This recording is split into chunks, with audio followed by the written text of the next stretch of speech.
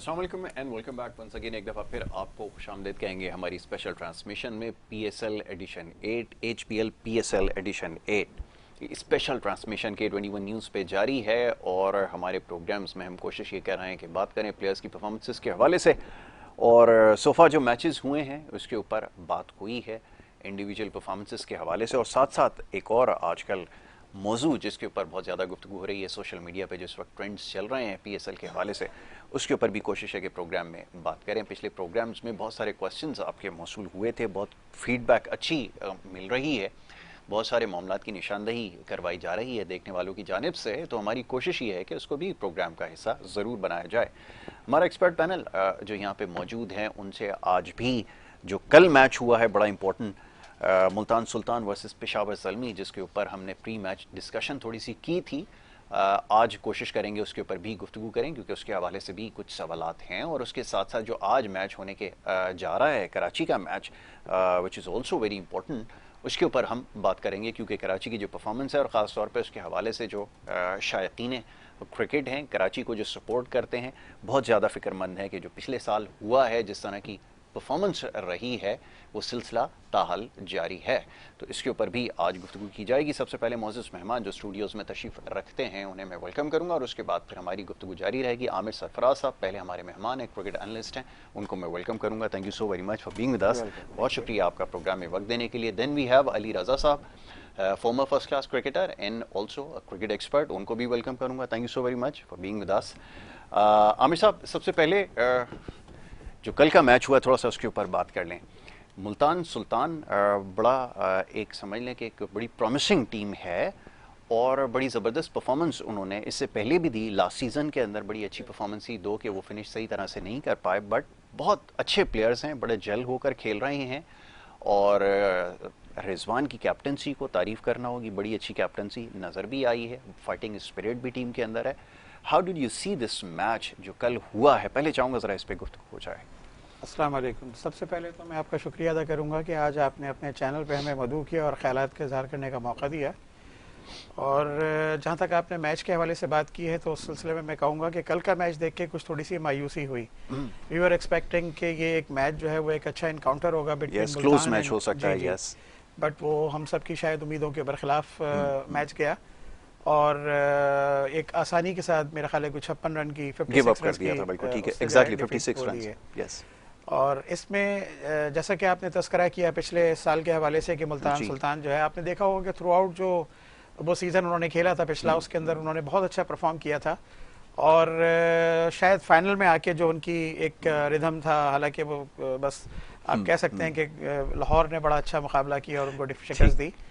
तो इस दफ़ा भी उनकी टीम जो है वो काफ़ी बैलेंस है। और जैसा कि आपने रिजवान की कैप्टनशिप के हवाले से बात की, तो रिजवान भी माशाल्लाह काफ़ी अरसे से जो है वो क़यादत भी कर रहे हैं। उसके अलावा वो चूँकि नेशनल टीम के साथ काफ़ी अरसे से मुंसलिक भी रहे हैं, तो उनका मोराल और कॉन्फिडेंस बहुत हाई है।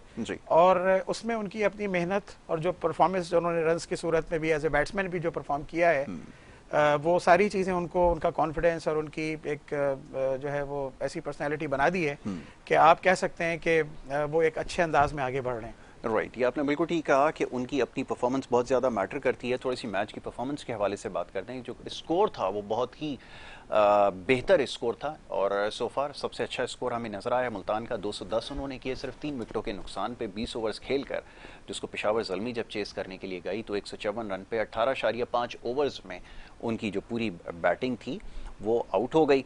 और इसमें जो प्लेयर ऑफ द मैच थे वो रायली रोजो थे, और 75 रन उन्होंने बनाए सिर्फ 36 गेंदों पे। बहुत ही आउटस्टैंडिंग नॉक, जिसकी वजह से इतना बड़ा टोटल जो है वो सेट हुआ। थोड़ी सी इसके ऊपर भी बात करेंगे कि स्टार्ट में एक अच्छा स्टार्ट था, और उसके बाद उस मोमेंटम को कैरी किया रायली रोजोव ने, जिसकी वजह से ये बड़ा टोटल सेट करने में कामयाब हुए। देन रिजवान जब आए बैटिंग करने के लिए, बड़ी अच्छी बैटिंग उन्होंने की, 66 रन की 42 गेंदों के ऊपर। यहाँ पे थोड़ा सा स्ट्राइक रेट बेहतर नजर आया। उसके बाद डेविड मिलर बहुत एक्सक्लूसिव बैट्समैन हैं, बड़े हार्ड हिटर हैं, 14 गेंदों पे 23 रन, नॉट आउट गए, बहुत शानदार नॉक था, जिसकी वजह से स्कोर सेट हुआ। और बॉलिंग के अंदर अगर बात करें तो उसामा मीर जो है वो स्टार बॉलर थे मुल्तान सुल्तान के, जिन्होंने 3 आउट किए 22 रन देकर। उसके बाद प्लेयर टू वॉच एहसान उल्लाह, बॉलिंग में bowling sensation for Multan Sultan, जिसका प्रीवियस मैच में बड़ी आउटस्टैंडिंग बॉलिंग रही थी। उन्होंने 3 विकेटें ली 24 रन देके 3.5 ओवर्स में, और अब्बास आफरीदी ने उनको भरपूर सपोर्ट किया, 2 विकेटें उन्होंने भी ली 33 रन देके। तो ऑल इन ऑल मुल्तान की अगर परफॉर्मेंस की बात करें तो दोनों एंड पे हमने देखा कि बड़ी अच्छी परफॉर्मेंस नजर आई है। थोड़ा सा आगे चल के बात होगी ज़रा पेशावर ज़ल्मी के हवाले से भी। मैं ज़रा अली रज़ा साहब को शामिल गुफ्तगू करूंगा, उनसे जानना चाहूँगा जी आपने कैसा देखा कल का मैच, और मुल्तान सुल्तान की परफॉर्मेंस से पहले ज़रा बात हो रही है, मैं चाहूँगा ज़रा ख्यालात का इज़हार करें। थैंक यू, बिस्मिल्लाहिर्रहमानिर्रहीम, थैंक यू फॉर मुझको बुलाने का इस चैनल पे। जी बहुत अच्छी बैटिंग करी है उसने, मुल्तान सुल्तान ने, और पेशावर भी तकरीबन मोमेंटम बना दिया था उसने। और इस मैच में जो ख़ास तौर पे जो जिस तरह सैम अयूब हाईलाइट हुए इस मैच के अंदर, मुझे बहुत अच्छा लगा कि बहुत क्लास इनिंग खेली उन्होंने। और जब तक वो विकेट पे क्रीज पे मौजूद थे तो ऐसा लग रहा था कि पेशावर जो है ना रन चेस कर जाएगी। लेकिन वही बात है कि एक फ़र्क ये आ रहा था कि एहसान उल्लाह जिस तरह ये हाईलाइट हुए हैं फास्ट बॉलर, उन्होंने आके ना पूरी दोनों मैचों में, पिछले मैच में, इस मैच में बहुत आउट क्लास बॉलिंग की है। जो एज दिख रहा था कि किसी तरह मुल्तान का जो एडवांटेज आ रहा था तो एहसान उल्लाह की सूरत में, लेकिन सैम अयूब ने जो कल जो बैटिंग करी है तो दिख रहा था कि फ्यूचर है वो पाकिस्तान के, और बहुत अच्छी क्लास इनिंग खेली है। शुरू में तो ये लोग अच्छा 1 to 1 करके लेके चलते रहे, एवरेज पूरा मेंटेन करके चलते रहे। थोड़ा सा 1-2 विकेट जो उनकी गिरी है तो वहाँ से थोड़ा सा जो ना पेशावर थोड़ा सा नीचे लगी है, ये हुआ। सही है, प्रेशर में आ गई। आपका कहना यह है कि ये स्टार्ट बड़ा अच्छा था और बड़ा प्रॉमिसिंग क्रिकेटर है साइम अयूब, जिसके बारे में हम इससे पहले भी बात करते आए हैं। He is also a player to watch, जिसके ऊपर नज़र रखने की ज़रूरत है। कायद-ए-आज़म ट्रॉफी में ख़ास तौर पे जिस तरह की परफॉर्मेंस साइम अयूब की रही है, वनडेज़ में हमने देखा जिस तरह उन्होंने नेशनल जो चैम्पियनशिप है उसमें परफॉर्म किया है, बड़ा आउटस्टैंडिंग प्लेयर है, इसमें कोई दो राय नहीं है। और इस PSL से पहले ये बात हो रही थी कि इसके ऊपर हमें नज़र रखनी होगी, और बिल्कुल वैसा ही किया।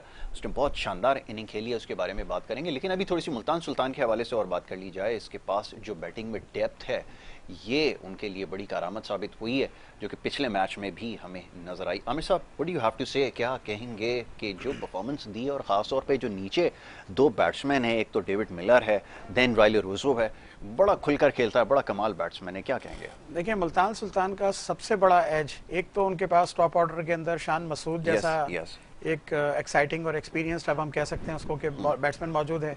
रिजवान उसके साथ एक फुली कॉन्फिडेंट बैट्समैन मौजूद है।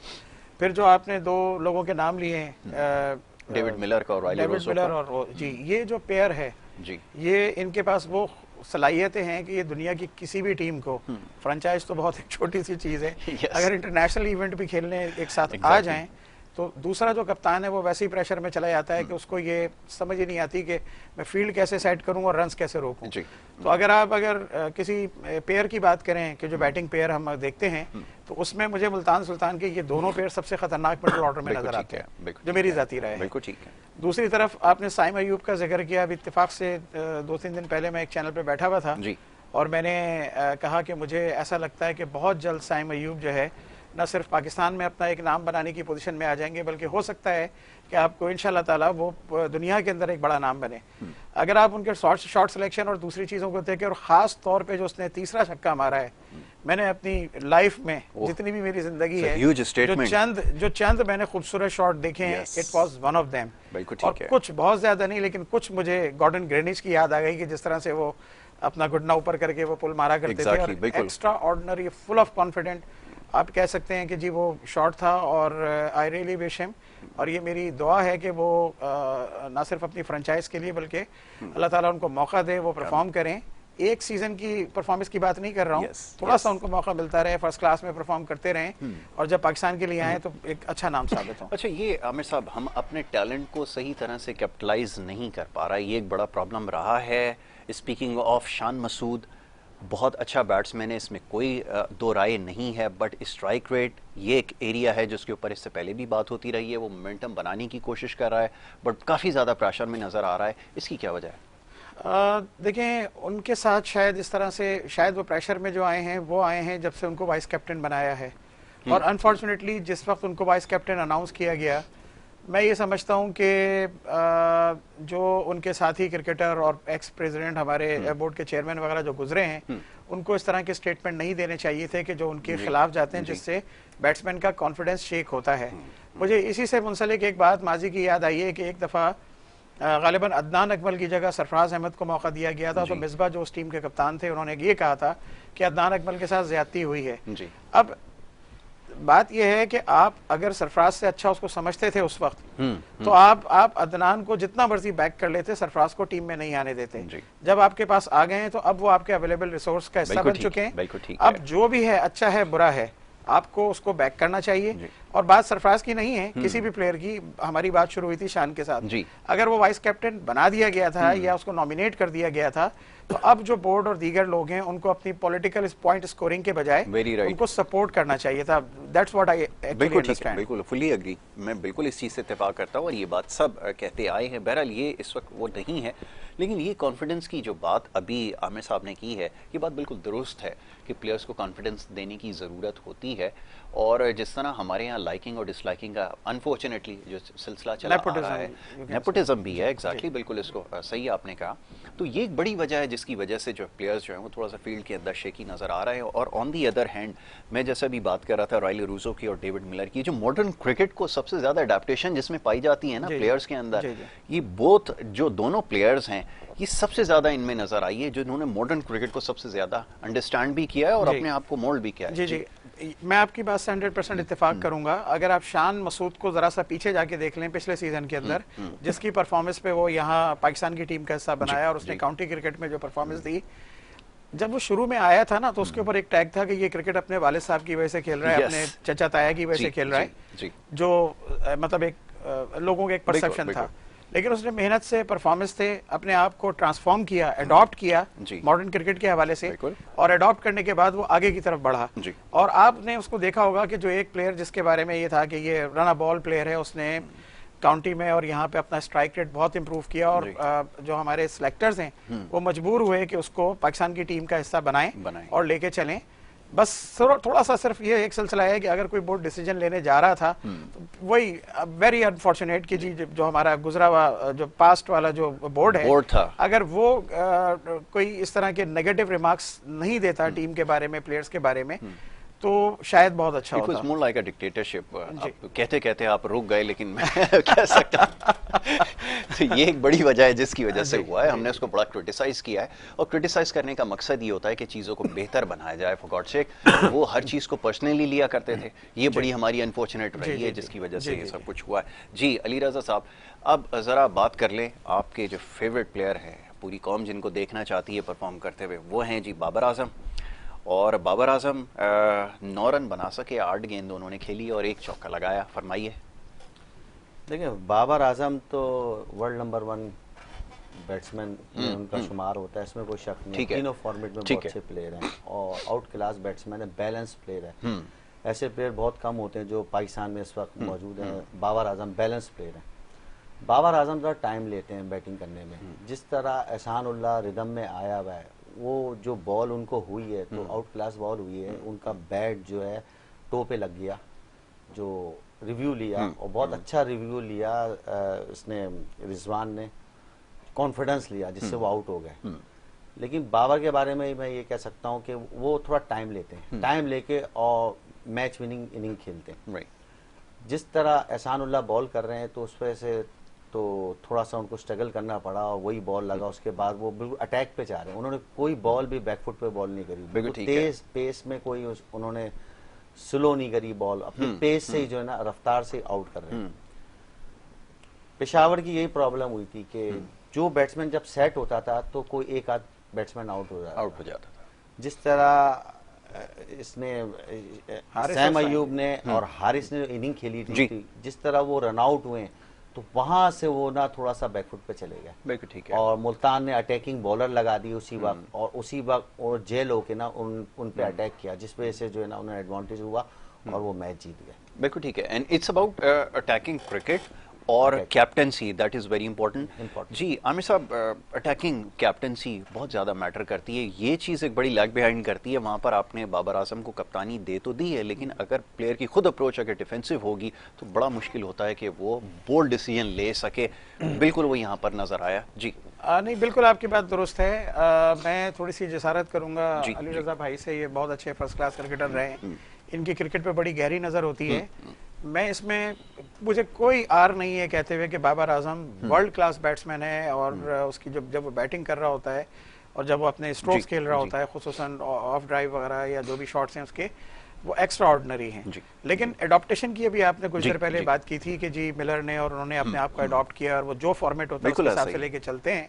ये मेरी एक नाक़िस राय है कि बाबर आजम T20 के लिए शायद इतना इफेक्टिव नहीं है, और खास तौर पे एज एन ओपनर। बिल्कुल ठीक है। मेरी जाती राय ये है, हो सकता है आप इख्तिलाफ करें, अली भाई इख्तिलाफ करें, उनको सर्किल के बाद आना चाहिए। जी। जहां आप सर्किल के अंदर, जैसे हारिस जैसे प्लेयर जो हैं, आप उनसे रन्स करवाएं, शर्जील जैसे बैट्समैनों को ठीक है। इस्तेमाल करके स्ट्रोक रिंग के लगवाएं। ऊपर से मार देते अगर हैं, कोई निकाल देते कोई आ जाता है जिनका स्ट्राइक रेट अच्छा हो, उनसे आप इनिंग का इफ्तिताह करवा के, जी। और चाहे वो पाकिस्तान की टीम हो या वो हो।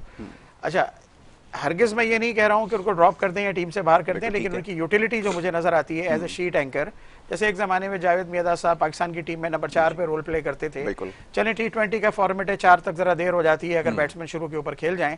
जैसे ही सर्किल खत्म हो, आप उनको पावर दें। प्ले के फौरन बाद जो है उनको आप बैटिंग के लिए जाएं, और वो अपना जो रोल है वो प्ले करें। तो मुझे ऐसा, अच्छा उसमें मुझे एक खतरा और है, मेरी जाती ख्वाहिश है, मेरी तमन्ना है आप कह सकते हैं, कि बाबर आजम जो है ना दुनियाई क्रिकेट के अंदर रिकॉर्ड बनाए, जिस किस्म के वो कैलिबर का प्लेयर है। और वो रिकॉर्ड मुझे बनते हुए कहाँ नजर आ रहे हैं, वो हमें वनडे और टेस्ट मैचेस के टेस्ट में अंदर, नजर खास आ तौर रहे पे हैं। वनडे में। यस। अगर उसको T20 के अंदर और स्ट्राइक रेट तेज करने के चक्कर में, अगर जो उसकी जो एक नेचुरल जो एबिलिटी है उससे हटके अगर वो कुछ मतलब अपने स्ट्रोक खेलने जाता है, जो कि उस जैसे बैट्समैन के लिए थोड़ा सा डिफिकल्ट है, कहीं ऐसा ना हो कि ये मतलब वो बहुत अच्छे अल्फाज मुझे याद नहीं आ रहे कि वो घर का ना रहे ना घाट का रहे तो उनको अडॉप्ट करना चाहिए थोड़ा सा। सॉरी, मैं ये समझता हूँ जाती तौर पे कि अपना जो उनका एक स्टाइल है उसको कंटिन्यू करते हुए वो अपने इनिंग को लेके चलें, कहीं ऐसा ना हो टेक्निक पे फर्क पड़ जाए और वो जो रिजल्ट हमें टेस्ट और वनडे में उनसे चाहिए वो ना हासिल कर सके। ये बड़ा वाइज थॉट है, और ऑल एंड ऑल जितने भी क्रिकेट एक्सपर्ट्स हैं, जितने भी टेक्निकल एनालिस्ट हैं जो क्रिकेट की टेक्निकल्स को समझते हैं, उनकी राय यही है। आपको याद होगा वर्ल्ड कप के ऊपर भी यही बहस थी कि बाबर को आपको डाउन ऑर्डर में ले जाना पड़ेगा और उसके बाद फिर आपको डिजायर रिजल्ट्स मिल सकेंगे, लेकिन वो अनफॉर्चुनेटली बात अभी तक समझ में शायद नहीं आ सकी है, या वो नहीं समझना चाह रहा है। और अगर वो उनकी रविश रहेगी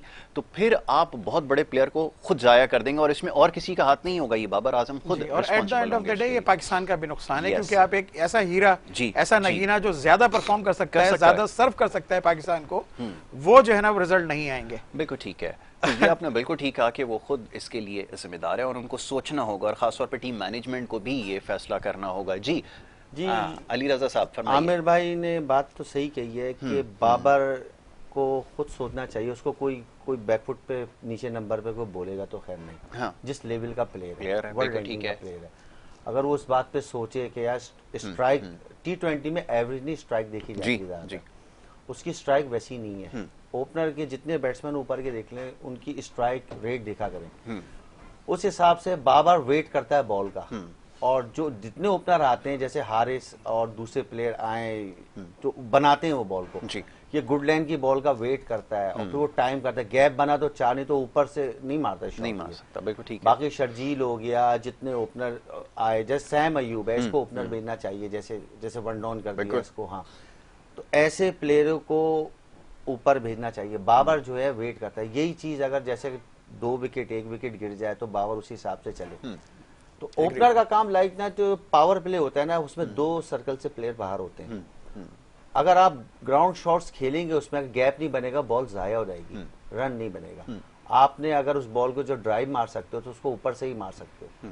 दुनिया के जितने ओपनर बैट्समैन, उनके स्ट्राइक रेट जो इसी वजह से है कि वो सर्कल के ऊपर से बॉल निकालते हैं, उठा के मारते हैं, रिंग के बाहर अच्छा कनेक्ट होता है, छक्का भी हो जाता है, 4 भी होता है। और अगर मिस हिट भी हो जाती है तब भी 4 हो जाता है। बॉलर पे प्रेशर पड़ता है। एग्जैक्टली, बिल्कुल। बॉलर अपनी लाइन और लाइन छोड़ देता है, फिर वो एक्स्ट्रा कोशिश करता है जिसपे से उसको नुकसान होता है। तो यही तरीका है, बाबर को सोचना चाहिए कि अगर ये टूर्नामेंट में अगर सक्सेस होते हैं तो कंटिन्यू करें, अगर नहीं हो तो इस बात पे सोचे कि 1 डाउन 4 नंबर भी सही है, चेक करें, उसमें भी अच्छा है। विराट कोहली कितना बड़ा वर्ल्ड क्लास प्लेयर नीचे ही खेलता है, कभी ओपन नहीं आया वो। एक बात मुझे याद आई इनके कहने के ऊपर, अगर आप दुनिया के जो बाबर के हमपल्ला प्लेयर्स हैं उन पर नजर डालें तो स्मिथ हो गया जी, आपका न्यूजीलैंड का विलियमसन हो गया, विराट कोहली हो गया, और ये बाबर हो गए। इनमें सिर्फ और एक आध प्लेयर अभी मुझे नाम ध्यान में नहीं आ रहा, जो रूट है, ये चारों प्लेयर जो है ना ये बेसिकली ओपनर नहीं है, ये 1 डाउन 2 डाउन और उसमें खेल रहे हैं। ठीक है। ऑस्ट्रेलिया जो T20 वर्ल्ड कप जीता था उसमें एक बड़ी मज़ाक़ खेज मैंने बात की थी, एक मैच था जिसमें पाकिस्तान ऑस्ट्रेलिया का T20 मैच चल रहा था, मुझसे पूछा एक सेगमेंट था कि आप अब ओपनर्स को या पाकिस्तान के चांसेस को अगर कंपेयर करते हैं तो क्या होगा, तो मैंने ये कहा था कि अगर हमारे ओपनर्स रिजवान और बाबर 20 ओवर खेल गए तो हम वही मैच हार जाएंगे, और अगर उनके ओपनर 20 ओवर खेल गए तो वही मैच हार जाएंगे। तो ये स्ट्राइक रेट को मद्देनजर रखते हुए दिया था, जिसको मतलब एक बिटर रियलिटी आप कह सकते हैं। दोनों की क्रिकेटिंग स्किल से कोई इख्तिलाफ नहीं है, उनके क्रिकेटर होने पे कोई इख्तिलाफ नहीं है, लेकिन फॉर्मेट की अडॉप्टेशन का वर्ड जो आपने आज नया सिखाया है वो बिल्कुल ठीक है, वो एक बहुत बिल्कुल ठीक है। अभी डिस्कशन जारी रखते हैं, ब्रेक के लिए कहा जा रहा है, एक छोटी सी ब्रेक यहाँ पर लेनी होगी, ब्रेक से वापस आते हैं। ये अच्छी डिस्कशन जारी है, आज के मैच के हवाले से भी बात होगी और थोड़ा सा ये जो प्लेयर्स हैं अभी खास तौर पर जो लीडिंग स्टार्स हैं, परफॉर्मर्स हैं, इनके हवाले से बात हो रही है, गुफ्तगू जारी रखते हैं। आप देखते रहिए प्रोग्राम हमारा।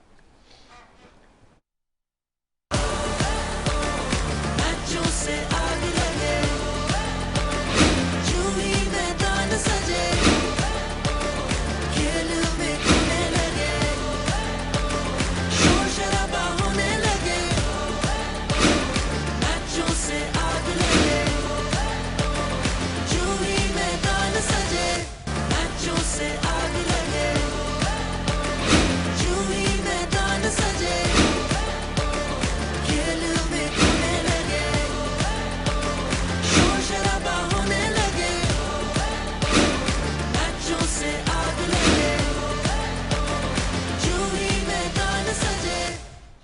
And welcome back once again, एक दफ़ा फिर आपको खुशामदीद कहेंगे। ब्रेक पे जाने से पहले गुफ्तगू का सिलसिला जारी था, बात हो रही थी परफॉर्मेंसेस के हवाले से, इंडिविजुअल परफॉर्मेंसेस के हवाले से भी बात हुई, बाबर आजम कैप्टन पेशावर ज़ल्मी के उनकी परफॉर्मेंस के हवाले से भी बात हुई। बड़ा अच्छा कंपैरिजन यहाँ पर हुआ है कि जो बड़े प्लेयर्स हैं उनकी अप्रोच क्या है, यहाँ पर देखना होगा कि हमारे कैप्टन की जो है पेशावर ज़ल्मी की क्या अप्रोच है।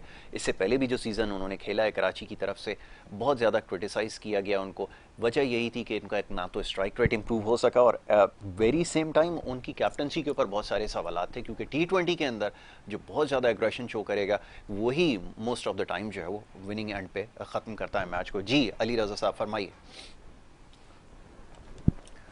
बात यह है कि बाबर आजम को इस टूर्नामेंट में अपनी कप्तानी शो करनी पड़ेगी, क्योंकि अगला वर्ल्ड कप आ रहा है। जी जी। और सरफराज है जैसे और भी अच्छे अच्छे कैप्टन्स हैं, तो ज़रूरी नहीं है कि बाबर की बैटिंग देखी जाएगी, उसकी कप्तानी भी देखी जी।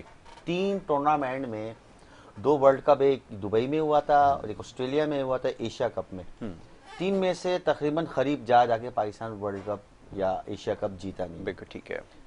ये भी एक सवालिया निशान है कि बाबर प्लेयर तो अच्छे हैं लेकिन उनकी कप्तानी पे क्वेश्चन मार्क लग रहा है। बिल्कुल ठीक है।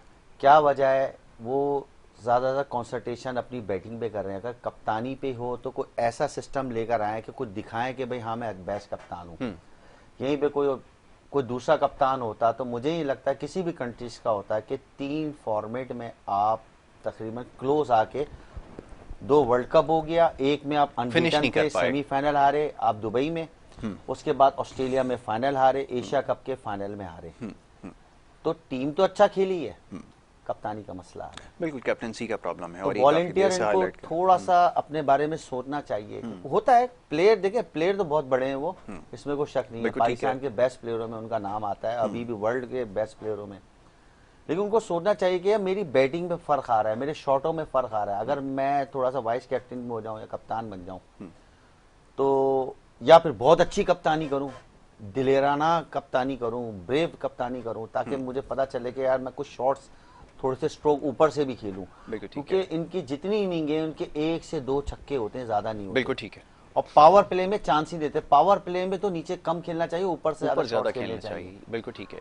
क्योंकि आप बॉलर पे अटैक करोगे तो बॉलर आपको दूसरी पे बॉलर करेगा, डिस्टर्ब करेगा। अगर आप नॉर्मल तरीके से बॉलर तो चढ़ के करेगा। बिल्कुल ऐसा ही ये वजह है। और ऐसा ही है, ये नज़र भी आया हमें। और ख़ासतौर पे जो पेसर्स हैं, ख़ासतौर पे ये जो एहसानुल्लाह की अभी बात हो रही है, पिछले मैच में पेस जनरेट कर रहे थे, बॉल ट्रैवल कर रहा था, ये एक बड़ी वजह है जिसकी वजह से बैट्समैन बहुत ज़्यादा स्ट्रगल करते हुए नजर आए। और अगर डिफेंसिव अप्रोच के साथ अगर इनको खेलने की कोशिश करेंगे तो एंड रिजल्ट वही होगा जो कल के मैच में नजर आया। एक चीज़ और यहाँ पर इस पे बात कर लेते हैं बाबर आजम के हवाले से, फिर आज आने वाले मैच के हवाले से थोड़ी डिस्कशन हो जाए। ये जो इंडिविजुअल परफॉर्मेंसेज हैं, ये ग्रेट प्लेयर को ग्रेट बनाती क्या चीज़ है? क्या ये इसकी इंडिविजुअल परफॉर्मेंसेज बनाती हैं या जो मैच के रिजल्ट्स होते हैं वो उसको ग्रेट बनाते हैं? क्या कहेंगे आप? देखें, डिफरेंट स्कूल ऑफ थॉट्स हैं जी, ठीक है ना। हर आदमी का अपना नुक्ता नज़र है, वो किसी को क्या समझता है, किसी को कुछ समझता है। कुछ लोगों का आइडियल शायद आफरीदी है और कुछ का आइडियल जो होगा बाबर आजम होगा। बिल्कुल ठीक है। अपनी अपनी जगह लोगों की लाइकिंग डिसलाइकिंग है। अगर आप मेरा जाती ओपिनियन लेना चाहेंगे तो मैं जाऊंगा मैच विनर के साथ। मुझे नहीं चाहिए परफॉर्मेंस, मुझे नहीं चाहिए नंबर 1, मुझे नहीं चाहिए नंबर 2। मैं सिर्फ ये देखना चाहता हूं कि मेरा मुल्क, मेरी जो है वो कितने मैचेस जीत रहा है और किसकी परफॉर्मेंस से और कितने रोल से। बाज दफा एक लिटिल कैमियो जो होता है वो 4 गेंदों के ऊपर 10 रन भी या 20 रन भी किए हुए होते हैं, वो आपके लिए मैच विनिंग और मुतवातिर अगर हो रहे हो तो वो इसका मतलब ये है कि वो आपके लिए ज्यादा वैल्यूएबल है। बाबर का जहां तक ताल्लुक है, बाबर को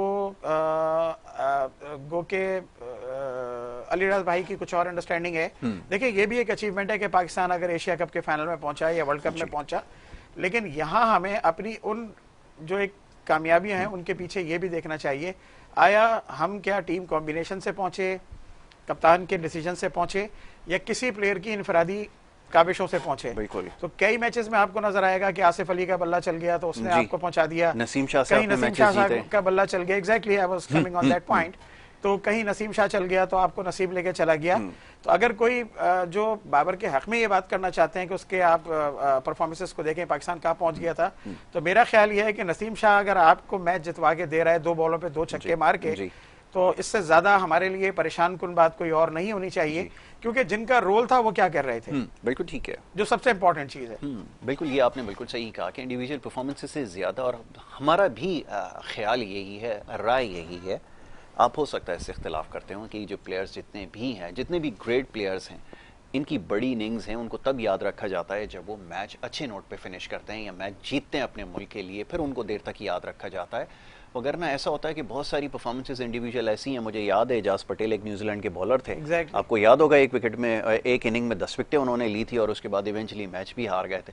तो इस तरह की परफॉर्मेंसेस भी होती हैं, बट जो अच्छे एंड पे ख़त्म होता है मैच नोट पे, उसको हमेशा याद रखा जाता है। बिल्कुल ठीक है। मूविंग फॉरवर्ड थोड़ी सी बात हो जाए कराची वर्सेस क्वेटा ग्लैडिएटर, यानी इसको मैं कहता हूँ एक कराची की ए टीम और एक कराची की बी टीम। तो ये A team versus B team है, बट ये परफॉर्मेंस मोरल ऐसे नजर में ए कौन है और बी कौन है?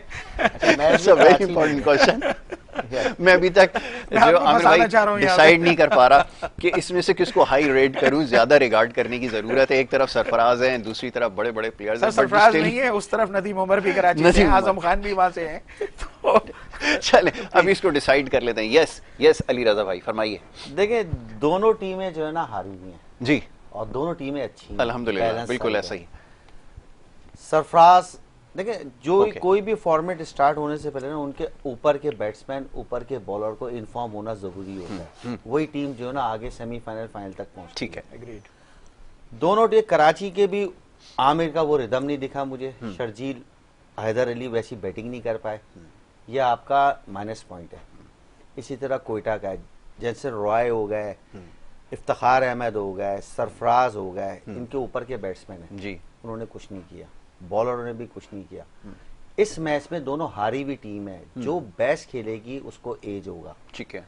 जो इनके ऊपर के बैट्समैन है, जैसे रॉय हो गया, इफ्तिखार हो गया, स्मिथ हो गया, समीद हो गया, इनका गुप्तल पता नहीं खेले ना खेले, जो भी है, हफीज हो गया। अब हफीज इतने नीचे नंबर पे आ रहे हैं वो बैटिंग करने, वो पूरे ओवर तक क्यों जा रहे हैं? कुछ कितनी लूज बॉलें थी उन्होंने हफीज ने छोड़ दी। चले अहसानुल्लाह का स्पेल के बाद भी दूसरे बॉलर थे, बिल्कुल ठीक है, आप उन पे अटैक करते, आप आखिरी ओवर तक जाने क्यों दे दो? आपके साथ दूसरा टेलेंडर खड़ा हुआ था, आपको उसके साथ पे थोड़ा परफॉर्मेंस करने की कोशिश करते, थोड़ा ऊंची हिटे विटे मारते, उनमें एबिलिटी है। अगर 40-50 रन कर देते हफीज उस दौरान, 18 रन पे आउट हो गया, तो कंडीशन दूसरी हो जाती। बिल्कुल ठीक है। मुल्तान ने वो मैच वन साइड जीत लिया, जिस तरह इनके रसो ने बैटिंग की थी, विकेट बिल्कुल सीधा था सब कुछ, उसी तरह का दोनों टीमें एक दूसरे पे अटैक करेंगी, डिफेंस पे नहीं खेलेंगी, बैकफुट पे, फ्रंट पे खेलेंगी। बिल्कुल ठीक। अगर बॉलिंग आती है कराची की पहले, तो ऊपर के आमिर हो गए, ऊपर के जिनके जो फास्ट बॉलर है, टाई है, जो इन्होंने अच्छी बॉल नहीं करी, तो ये कोयटा के जैसे रॉय वगैरह बैटिंग करते हैं, ये अटैक करेंगे। यही चीज मैं कोयटा वालों को बोलता था कि कराची के शर्जील को लाजमी रन करने पड़ेंगे, क्योंकि शर्जील जिस तरह सर्कल के प्लेयर हैं, स्पेशलिस्ट कहलाते हैं और स्ट्राइक वाले प्लेयर हैं। अगर शर्जील ने स्ट्रोक आज नहीं खेले तो शर्जील बहुत पीछे चले जाएंगे।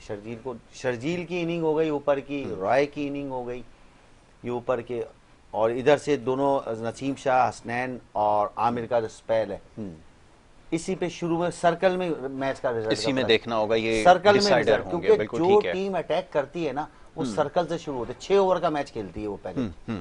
या तो हम 70 रन कर दें, या हम ऊपर से बॉलिंग करें तो 2-3 आउट कर दें, उसी पे तकरीबन आपका 50-40% मैच का रिजल्ट आपके हाथ में आ जाएगा। राइट। क्योंकि अगर ये दोनों का आज में से अच्छा नहीं खेलेंगी तो ये नीचे बॉटम पे चली जाएंगी, बिल्कुल ही नीचे। बिल्कुल ठीक है, ये वजह है। बिल्कुल ठीक है। आमिर साहब, लास्टली ये बताइएगा कि यहाँ से गेयर शिफ्ट करने की ज़रूरत है, लेकिन अनफॉर्चुनेटली वो चीज़ नज़र नहीं आई। प्लेयर्स दोनों के पास अच्छे हैं, लेकिन एक प्रॉब्लम और भी रहा है यहाँ पर, वो कैप्टनसी के अंदर बहुत सारे क्वेश्चंस होते रहे।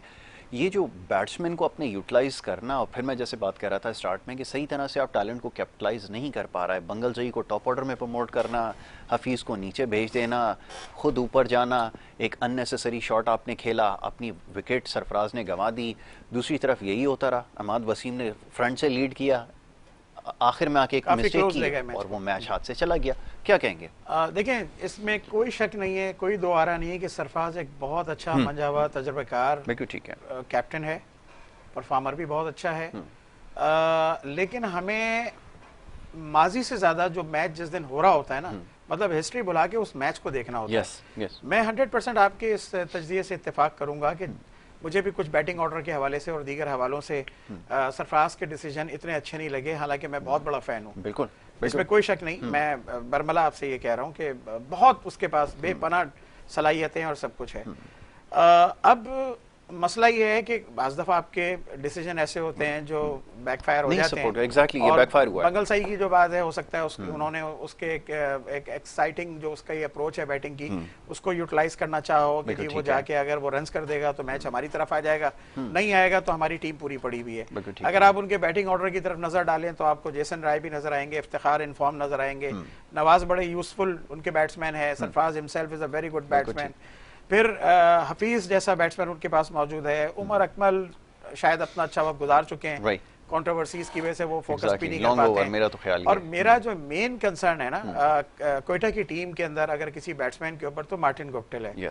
रीसेंट पास्ट में अगर आप नजर डालें तो आपको ऐसा लगेगा कि जैसे 2-3 साल से वो कोई खातिर खा अपनी परफॉर्मेंस का मुजाहरा कर नहीं सके, और गो के एक बड़ा बैट्समैन जो होता है वो बड़े मैच के अंदर आपको रन्स करके देता है, लेकिन शायद मार्टिन गुप्टिल जो है ना, मुझे एक उसके अंदर एक क्या कहना चाहिए, लूज कनेक्शन कह लीजिए या लूप होल कह लीजिए कि जो नजर आ रहा है इनकी बैटिंग लाइनअप में, क्योंकि शायद वो उसके साथ हर मैच में जाएंगे। दूसरी तरफ कोयटा को मैं समझता हूँ एक एडवांटेज उनके बॉलिंग स्क्वाड के हवाले से है कि उनके पास one of the best bowler जो पाकिस्तान की लॉट में मौजूद है नसीम शाह की सूरत में, और एक अनदर एक्साइटिंग और फास्ट बॉलर जैसे आप मोहम्मद हसनैन के नाम से उनके पास है। इनको सपोर्ट करने के लिए हसारंगा गालिबन नाम है, डिसल्वा जो है वो right arm leg break Sri Lankan, वो बहुत एक अच्छा बॉलर मौजूद है, और Nawaz is also very useful bowler. तो ये 3-4 बॉलर जो हैं ये एज देते हैं कराची किंग्स के ऊपर कोयटा ग्लैडिएटर्स को। यहाँ जो एक बात मुझे समझ नहीं आती कि अगर आप डगआउट की तरफ देखें कराची की, तो वहाँ इतना बड़ा नाम मौजूद है वसीम अकरम का, पिछला एक्सपीरियंस आपके सामने है। मेरा ख्याल है 9-10 मैचेस वो हार चुके हैं, और वो क्या कर रहे हैं, स्टिल इज डूइंग नथिंग। ये एक बहुत बड़ा क्वेश्चन मार्क है, और कराची किंग्स को इसका जवाब तलाश करने की ज़रूरत है। कितनी अहम रिस्पॉन्सिबिलिटी इतने बड़े प्लेयर के पास अगर है तो इसके ऊपर भी बात होगी और यकीनन इसके ऊपर बात होगी। आमिर सरफराज साहब, thank you so very much, बहुत शुक्रिया कि आपने प्रोग्राम में वक्त दिया। अली रज़ा साहब, आपका बहुत शुक्रिया कि आपने प्रोग्राम में वक्त दिया, शामिल गुफ्तगू रहे। बहुत सारे मामला और गुफ्तगू हुई वक्त की कमी की वजह से, और बहुत सारी चीज़ें जिसके ऊपर आज बात नहीं हो सकी, लेकिन कल इंशाल्लाह इसके ऊपर तफसीलन ज़रूर गुफ्तगू की जाएगी। यहाँ पर आपसे इजाज़त हमें लेनी होगी, कल इंशाल्लाह दोबारा मुलाकात होती है। मोहम्मद यासिर को और हमारी टीम को दे इजाज़त, अल्लाह ने के बाद। से आग लगे